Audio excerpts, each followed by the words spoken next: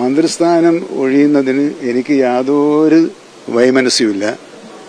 പിന്നെ ഞാൻ എപ്പോഴും കരുതാറ് നാളെ രാവിലെ കാറ് കൊടുത്തിട്ട് ബസ്സിൽ പോകേണ്ടി വരുമെന്ന് കരുതി പ്രവർത്തിക്കുന്ന ഒരു പ്രവർത്തകനാണ് ഞാൻ. എനിക്ക് അങ്ങനെ ഒരു പ്രശ്നമില്ല. പക്ഷെ പകരം ഗവൺമെന്റിൽ NCPക്ക് പ്രാതിനിധ്യം ഉറപ്പുവരുത്തണമെന്ന ഒരു കാര്യം ഞാൻ ശ്രദ്ധപ്പെടുത്തിയിട്ടുണ്ട്. ഞാൻ മാറിയാൽ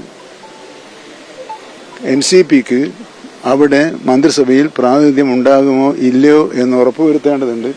അതിനാണ് ബഹുമാനപ്പെട്ട മുഖ്യമന്ത്രിയുമായി ചർച്ച ചെയ്തതിനു ശേഷം ഒരു തീരുമാനമെടുക്കാം എന്ന് പറഞ്ഞിട്ടുള്ളത്. അത്തരത്തിൽ തീരുമാനമെടുക്കുന്നതിന് മുമ്പേ മാധ്യമങ്ങളിൽ ചില നേതാക്കന്മാരുടെ പ്രസ്താവനകൾ കാണാനിടയായത് അവരങ്ങനെ ചെയ്യുന്നത് ശരിയാണോ എന്ന് അവരാലോചിക്കുക. പക്ഷേ ഒരു കാര്യം കൂടി, നേരത്തെ ഇത്തരത്തിൽ എന്തെങ്കിലും ധാരണ ഉണ്ടായിരുന്നോ അനൗപചാരികമായിട്ടെങ്കിലും മാറുന്നതിനെ സംബന്ധിച്ച്? അല്ല, അങ്ങനെ ഉണ്ടെന്നാണ് ഇപ്പൊ എന്നോട് ദേശീയ നേതൃത്വം പറഞ്ഞത്. അങ്ങേക്ക് അറിവുണ്ടായിരുന്നില്ല? അല്ല, ഞാൻ പറഞ്ഞല്ലോ, അത് ആ ധാരണയൊക്കെ ഉണ്ടാക്കുന്ന ഞാനല്ലല്ലോ. പാർട്ടിയിൽ ഇന്നയാൾ ഇന്ന സ്ഥാനം വഹിക്കണം, ഇത്ര കാലം മന്ത്രിയാവണം, ഇത്ര കാലം മന്ത്രിയാകാൻ പാടില്ല എന്ന് തീരുമാനിക്കുന്നത് ഞാനല്ലാന്നേ ഞാൻ അന്നേ പറഞ്ഞുള്ളൂ. പാർട്ടി നേതൃത്വത്തിന് എപ്പോൾ വേണമെങ്കിലും നമ്മളോട് ആവശ്യപ്പെടാനുള്ള അധികാരമുണ്ട്. അപ്പൊ ഇപ്പൊ എന്നെ പവാർജി അറിയിച്ചിട്ടുള്ളത് അദ്ദേഹത്തിന് ഒരു അവസരം കൊടുക്കണമെന്നാണ്.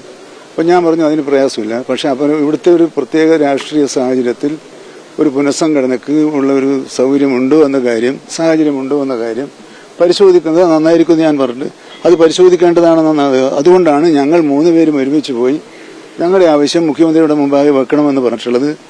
അതിനുശേഷം അദ്ദേഹത്തിന്റെ അഭിപ്രായം ആരാഞ്ഞതിന് ശേഷം തീരുമാനം എടുക്കാന്നാണ് പറഞ്ഞത്. അതിന് മുമ്പേ തീരുമാനം ആരെങ്കിലും എടുക്കുന്നത് അത് അവരാണ് ഇപ്പൊ നോക്കേണ്ടത്. ഞാനത് നോക്കേണ്ട കാര്യമില്ല. ഇല്ലില്ല, അങ്ങനെ ഒരു പ്രപ്പോസലും ഇല്ല.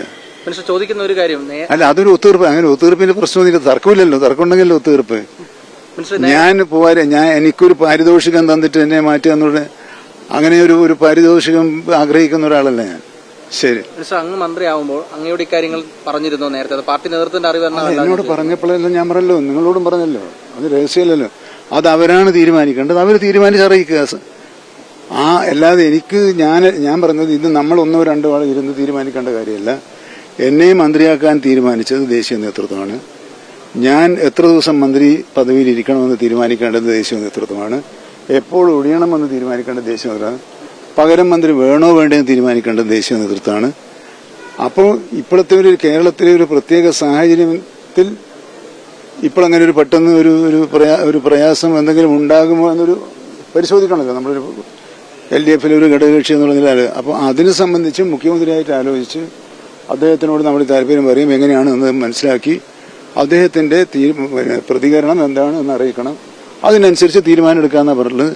ആ തീരുമാനം എന്തായാലും ഞാൻ എടുക്കും. പക്ഷേ ഇത്തരത്തിലുള്ള തെറ്റായ പ്രചാരവേലകൾ നടത്തി പ്രവർത്തകന്മാരുടെ ഇടയിൽ ആശയക്കുഴപ്പം സൃഷ്ടിക്കാൻ ശ്രമിക്കുന്നത് അങ്ങേയറ്റം ദൗർഭാഗ്യകരമാണ്.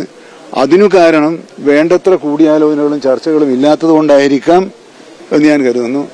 അങ്ങനെയുണ്ടെങ്കിൽ സംഘടനാപരമായി തിരുത്തേണ്ട കാര്യങ്ങൾ തിരുത്താൻ ബന്ധപ്പെട്ടവർ തയ്യാറാവുകയും വേണം. പക്ഷേ ഇനിയിപ്പോ സർക്കാരിന്റെ കാലാവധി കഴിയാൻ അധികമൊന്നുമില്ല. അപ്പൊ അങ്ങ് തുടങ്ങി വെച്ച പ്രവർത്തനങ്ങൾ ഒരുപാട് തീർക്കാനുണ്ടാവും. ആ ഒരു സാഹചര്യത്തിൽ അല്ല, അത് ഞാൻ മാത്രമാണ് ഒരു മിടുക്കനെന്ന് ഞാൻ തീരുമാനിച്ചാലെങ്ങനെ? എനിക്ക് ശേഷം വരുന്ന മന്ത്രി എന്നേക്കാൾ മിടുക്കനാണെങ്കിലോ? നമുക്ക് അത് താരതമ്യം ചെയ്യാൻ കഴിയില്ല. അത് പ്രവൃത്തിയിലൂടെ വരും. ഞാനാണ് മിടുക്കൻ എന്ന് ഞാനങ്ങനെ തീരുമാനിക്കുന്നത് ശരിയാണോ? ഞാനാണ് മിടുക്കൻ, എല്ലാത്തിനും ഞാനാണ് തീരുമാനിക്കുന്നത് ശരിയാണ്. അങ്ങനൊരു തെറ്റിദ്ധാരണ എനിക്കില്ലേ ഇല്ല. എന്നെക്കാൾ മികച്ച രീതിയിൽ പ്രവർത്തിക്കാൻ കഴിയുന്നവരായിരിക്കാം. അതവരെ പ്രവർത്തനം കാണുമല്ലേ നമുക്ക് പറയാൻ പറ്റും. എന്നാലും ഇന്നത്തെ പ്രവർത്തനങ്ങളെല്ലാം തുടരുന്നതിന് നാളെ മന്ത്രി മാറിയാലും ഇല്ലെങ്കിലും അതിനൊന്നും ഒരു തടസ്സം ഉണ്ടാവില്ല. അത് വേറെ സർക്കാർ പരിപാടികളാണ്, ആവിഷ്കരിച്ച് നടപ്പിലാക്കിയാണ്. ഒരു പരിപാടിയും തടസ്സപ്പെടുകയില്ല.